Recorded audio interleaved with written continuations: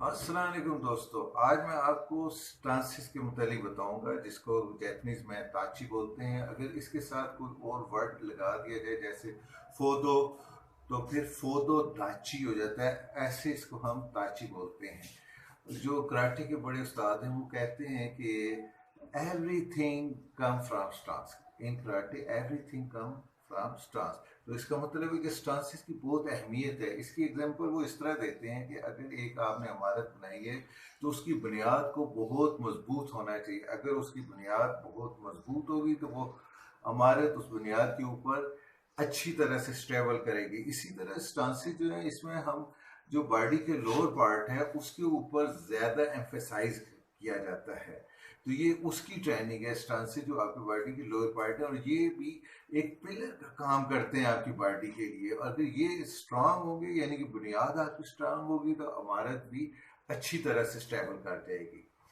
तो इसके लिए तरीका क्या है? तो फिर हम थोड़े, हमारे कई दोस्त हैं वो कंफ्यूज होते हैं कि स्टांसिस की कोई अहमियत नहीं। आते हैं कराटे की किक सीखते हैं, स्ट्राइक सीखते हैं और फाइट से करते हैं, तो स्टांसिस बहुत आपके लिए इम्पॉर्टेंट है। इतना ही, अगर आपका अच्छा स्टांस है तो आप फ्रीक्वेंटली मूव करते हैं, और जिधर आपने शिफ्ट करना होता है अचानक, अगर आप एक स्टांस से दूसरे स्टांस में शिफ्ट होते हैं, आपकी जो है स्ट्राइक वो अच्छी तरह से भरपूर ताकत से शिफ्ट होती है, पावर से शिफ्ट होती है, एज कम्पेयर टू अदर जिनका स्टांस अच्छा नहीं होता। तो आपने अब करना क्या है, कैसे इसको सही करना है? स्टांसिस को सिर्फ practice practice practice, work on your balance and posture. वो जब तक आप बैलेंस कैसे होगा? जब आपका स्टांस अच्छा होगा। जब आपका स्टांस अच्छा होगा, आप बैलेंस होंगे, आपका पोस्चर बिल्कुल सीधा होगा, आप डाउनवर्ड नहीं रहेंगे। ये आपके हर चीज प्रैक्टिस के साथ आएगी। तो हमने इन स्टांसेस को चार ग्रुप में डिवाइड किया हुआ है ताकि आपको इजीली समझ आ जाए। एक होंगे नेचुरल स्टांसेस, दूसरे हैं आउटर टेंशन स्टांसेस, तीसरे नंबर पे हमने रखा है इनर टेंशन स्टांसेस, और जो है, और फोर्थ नंबर पे हमने रखा हुआ है अनस्टेबल स्टांसेस।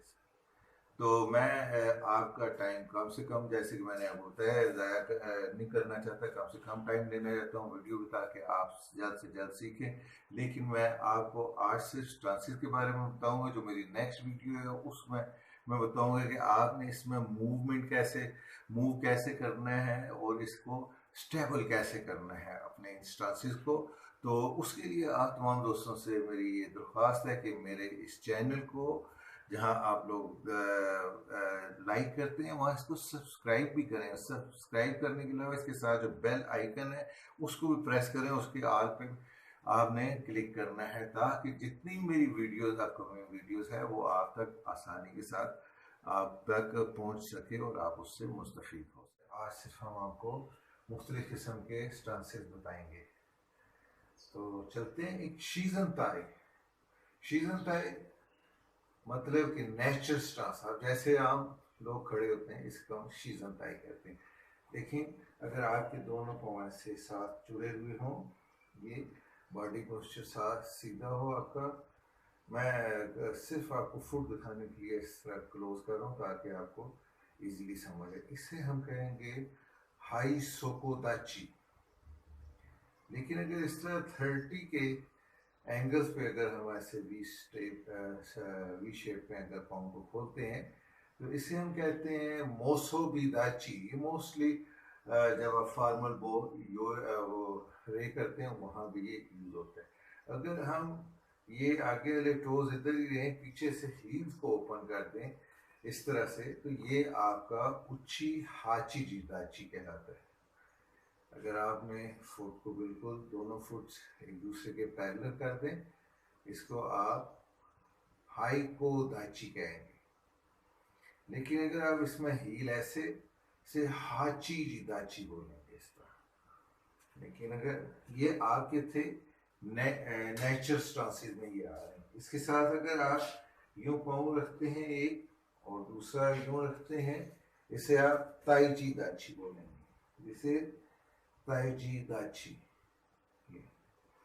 लेकिन अगर आप पाँव थोड़ा इधर रखते हैं और इसके बिल्कुल सेंटर में ही जाके करते हैं, इस पाँव को थोड़ा सा ऐसे स्लाइडली मूव करें और ये आपका रैनो जी का अच्छी बात है। ये आपके इसी तरह अगर आप एक पाँव पीछे ऐसे रखते हैं, ये देखें कि मैंने आपके निशान भी लगाए हैं और दूसरा पाँव थोड़ा सीधा होता है, इसको मोतो दाची बोलेंगे। ये आपकी नेचुरल स्टांस आ गई। अभी आपके जो आउटर टेंशन स्टांसेस हैं उसकी तरफ चलते हैं। उसमें सबसे पहले आपका फॉरवर्ड स्टांस आता है। फॉरवर्ड स्टांस ये इसके ऊपर आपने बैक को आपकी जो है बैक बोन स्ट्रेट रहना चाहिए, फ्रंट अलग नी बैंड हो, इसके ऊपर आपका 80% वेट होता है, बैक अलग पे 20% होता है। मैं इस एंगल से आप इजीली आई अंडरस्टैंड कि आप इस एंगल से सही समझ सकेंगे। इसके ऊपर मेरा 20% वेट है, इसके ऊपर मेरा 80% वेट है, इसके ऊपर मेरा 20%। आपने बिल्कुल यूं स्ट्रेट रहना है, आप बैक बोन इसमें सीधी हो। दिस इज ज़ैन कोतो सुदाची। इसी तरह अगर हम इसको थोड़ा सा ऐसे बेंड कर लेंगे दोनों को, तो ये भी आपका फोतोदाची या सेंचन दाची दोनों तकरीबन सिमिलर है। ये आपका फोतोदाची सेंचन दाची बन जाता है। इसी तरह अगर आप यूं खड़े होते हैं, दोनों पाँव आपके फ्रंट में है, आपके सेंटर ऑफ ग्रेविटी मिडल, दो लेग्स के मिडल में है और बैक बोन स्ट्रेट है, दोनों लेग्स के ऊपर इक्वल वेट है, तो दिस इज की बात अच्छी। लेकिन अगर आप पाँव ऐसे बाहर की तरफ आ रहे हैं, ऐसे बाहर की तरफ, दिस इज शीको धाची। अभी मैं आपका इनवर्ड जो है अभी आपका आउटवर्ड ही चल रहा है। आउटवर्ड में इसके बाद आपका ये पाँव ऐसे है, ये ऐसे। अगर इसके ऊपर मेरा 80% वेट है, इसके ऊपर 20%, और ये मेरा पाँव बिल्कुल सीधा डायरेक्शन में है, ये इस तरफ है, तो इसको हम क्या बोलें, कोकुत्सोदाची। इसी तरह अगर हम इसको ऐसे क्रीप कर लेते हैं थोड़ा ऐसे, और ये आप इसको आप बोलेंगे नीको आशिदाची। ये आपके थे आउटर टेंशन स्टांस, जिसमें आपके इसके वेट जो है मसल्स आउटर वर्ड बाहर की तरफ होता है। ये अभी आप बाकी डिटेल आपको जब ये स्टांस की मूवमेंट्स कहूँगा उससे बता दूँगा। इसके बाद आपका आता है इनवर्ड स्टांसेस।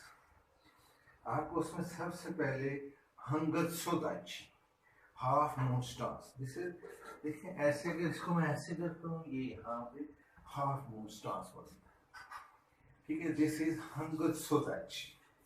ये अगर इसी को हम ऐसे थोड़ा सा और क्रीप कर लेते हैं और ये और मैं अंदर कर लेता हूँ इसको, नीज को, और यूं आप खड़े हो जाते हैं, इसको हम कहेंगे सैंचिन दाची। ये मोस्टली क्वेश्चन का इस्तेमाल होता है। इसके बाद आपके आते हैं अनस्टेबल स्टांस। उससे सबसे पहले उसमें आपका आता है कोसा दाची। अगर पाँव आपका ये ऐसे है, ये आपके क्रॉस लेग या कोसा दाची से कहते हैं। इसके बाद सोरोशी दाची कहलाता है, वो आपका क्रेन स्टांस आप कहते हैं मोस्टली ऐसे। या